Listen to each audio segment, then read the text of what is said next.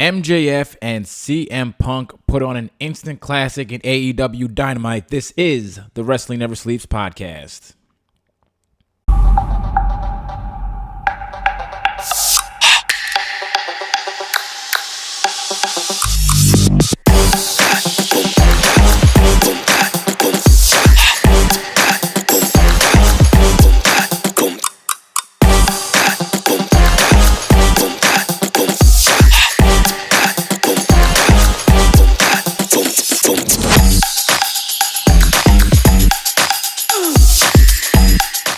What a great night of professional wrestling and in AEW Dynamite. This is Jared Never Sleeps of Wrestling Never Sleeps podcast, reviewing AEW Dynamite for Wednesday, February 3rd, 2022. It is Thursday currently. I just finished Dynamite, and I just want to get right into it. The main event was amazing. MJF versus CM Punk, and to be honest, I was watching this match, and it's kind of a controversial take, but I thought it started off a little bit slow, and I was kind of like on the verge of thinking like this is not going to be a good match, and then they just kind of told this really great story that got me re-engaged in it, and I thought this match was just brilliant. I like the performance by CM Punk, MJF, Wardlow, and you can't ask for much better wrestling.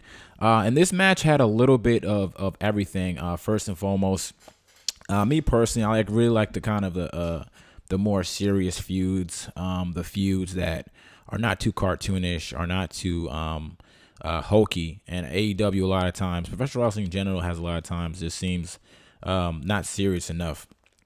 So this was a real serious feud. It was two guys that don't like each other for whatever reasons, and everything was just really put together well. Even as far as the storytelling, like they didn't really rush this feud. These guys have been fighting since I think like Thanksgiving now. So this was something that was very long. It was a great way of long-term booking. Great example of long-term booking, and I think that at the end of the match, it also leaves us with more questions and answers. So I'm really excited about how AEW can take this to another space. So that's cool. But let's get right into the match. So first things first, the match takes place in Chicago. It is CM Punk's hometown, of course, and MJF comes out with the Yankee pinstripe tights, and that's kind of a callback to the CM Punk versus John Cena feud, where CM Punk went to Boston, John Cena's hometown, and he had the Yankees pinstripes because he accused them of becoming the New York Yankees because he wins all the time. They're the front runners, so really cool. Wrestling fans like that type of stuff.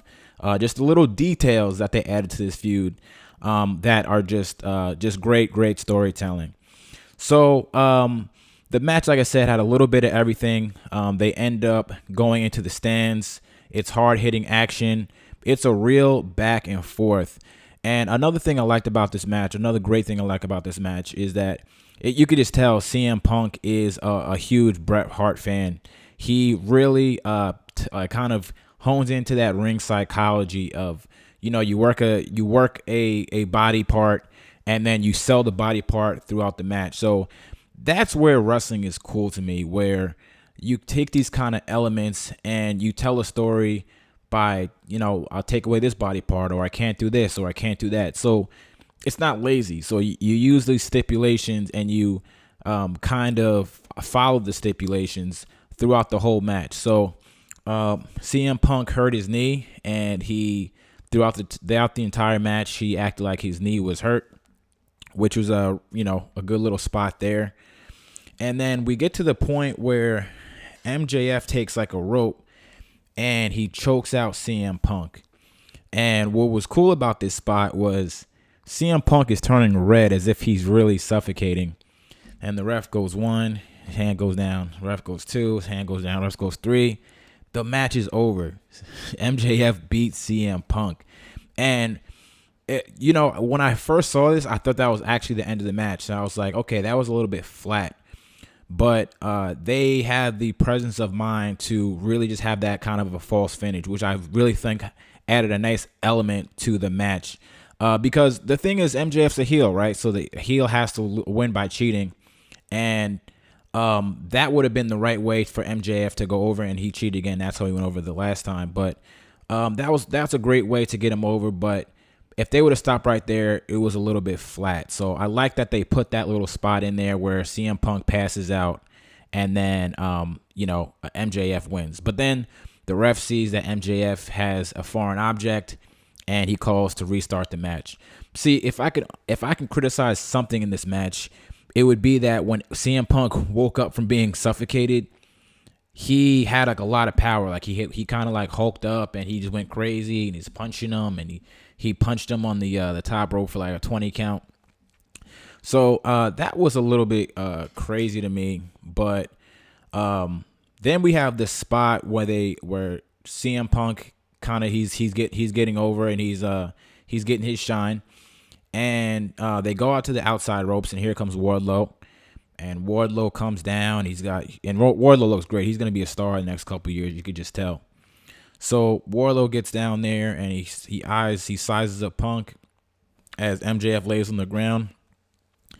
And then he just kind of steps aside, which I'm not sure if they were trying to project that Wardlow was stepping aside to let CM Punk, get MJF, or it was kind of weird how that was portrayed on television. But unbeknownst to us, Wardlow was actually giving MJF that diamond dynamite ring, another foreign object.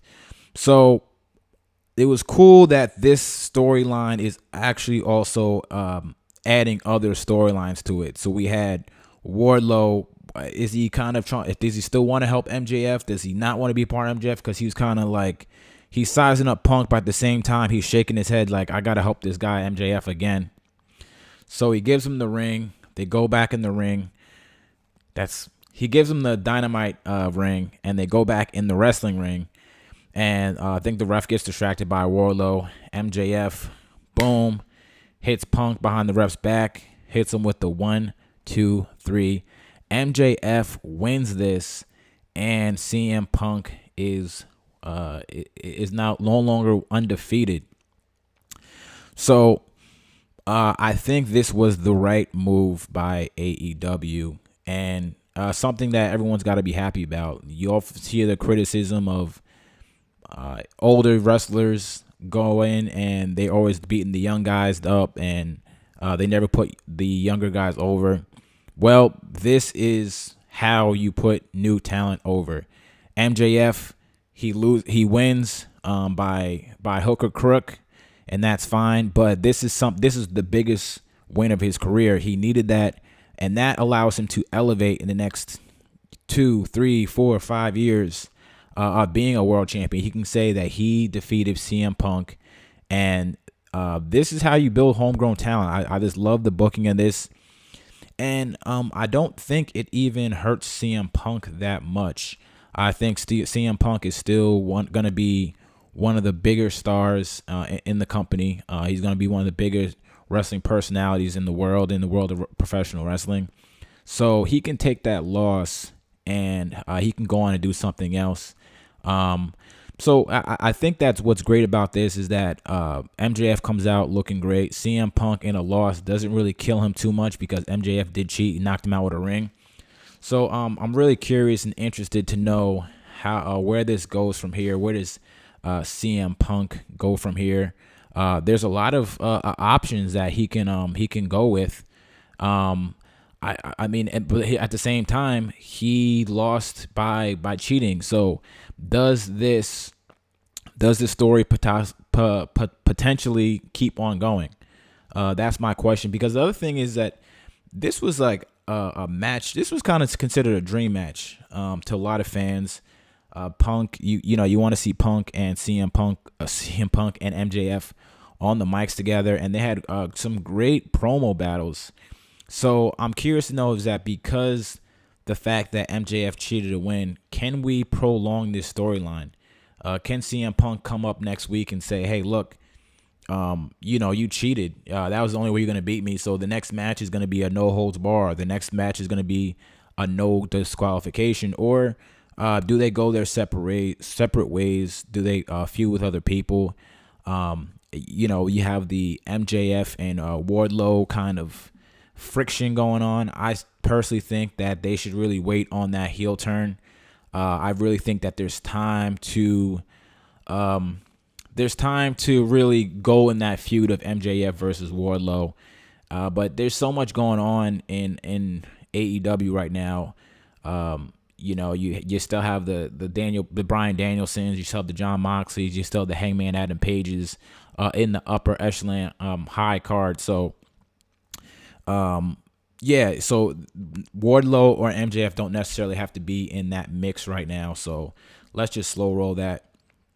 And then there's CM Punk. If he's not going to continue to feud with MJF, which I'm pretty sure they'll continue to feud, maybe Punk gets a win back.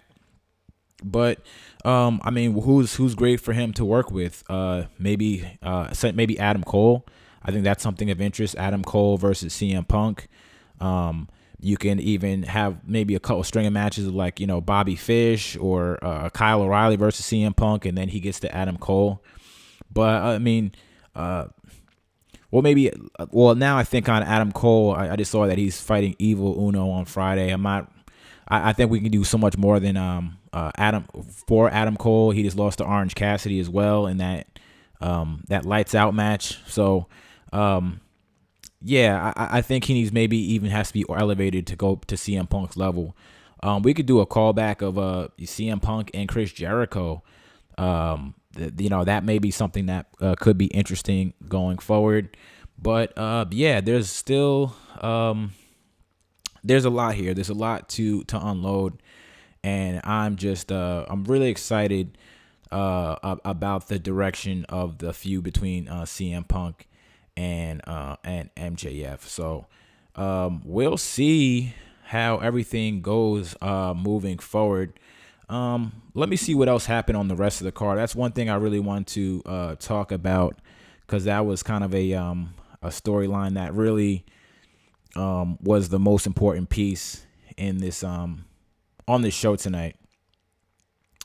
Let's talk a little about Brian Kendrick being pulled from the AEW card for his offensive comments. And, that's very 2022. That's what happens. I just advise people to be careful with what they say online. Don't have disparaging remarks about any type of, group, depending on their race, religion, creed, sexuality. But, ultimately, AEW made the right call. You have sponsors, you have, you have fans from all different walks of life. So you have to protect the integrity of that. So I understand that Brian Kendrick got pulled, and that was, of course, the right call in my humble opinion. So let's see. We had, honestly, this episode, I felt like it was nothing really to write home about. That's why I came on here and just really wanted to go over the CM Punk and MJF stuff. Of course, you had Death Triangle, Pac and Penta El Zero Miedo versus the House of Black as Malachi Black and Brody King. Great match. I really love the House of Black. They're just a freaking awesome tag team. Hopefully they'll be the tag team champions soon. Because that's just, to me, must-see TV. And I think as a casual fan, if you saw these guys, you would be intrigued and you want to see more of them, especially when you have teams like FTR and a lot of teams that they can work with. We had Ruby Soho versus Nyla Rose. Whatever. That was kind of a match I was put together last week randomly, that Nyla Rose came out and she was saying that if it wasn't for Ruby Soho, she'd be TBS champion. And it's like, lady, you're like 2 weeks too late. Like, why are you complaining about this now? So, I didn't really care for that match. You had John Moxley versus Wheeler Yuta. Cool match. Honestly, I would have probably want to see John Moxley win a little bit faster. Keep that mean streak he has where he's just kind of squashing people. That's the John Moxley I think is like a little different, cool.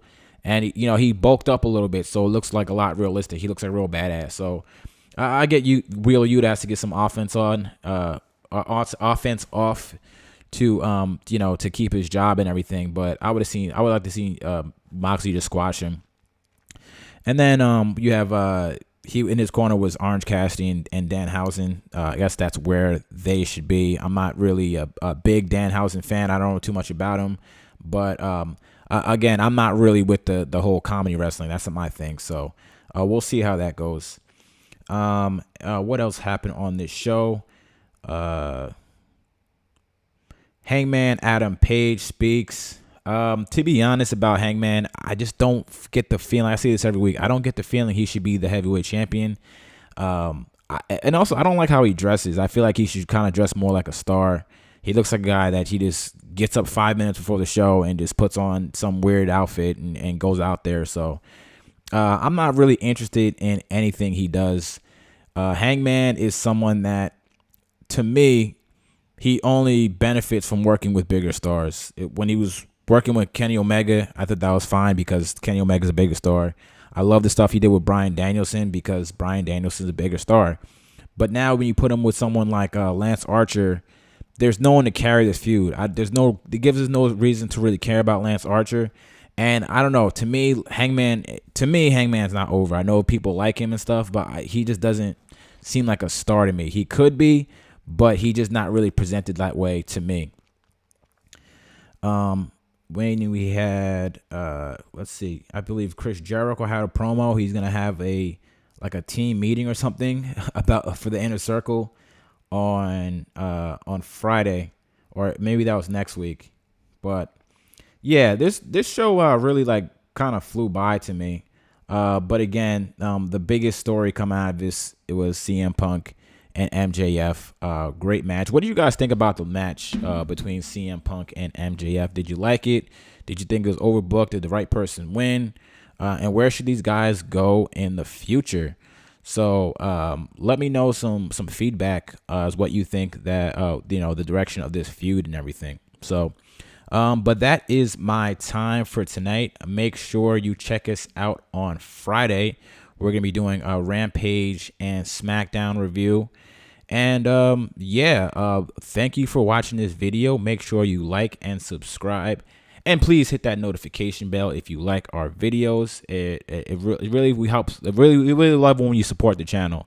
It means the world to us when you support our channel. We want to continue to bring this content to you guys and just really share the love we have for professional wrestling. So that is my time for tonight. My name is Jared Never Sleeps. Again, thanks you for watching. Make sure you like and subscribe.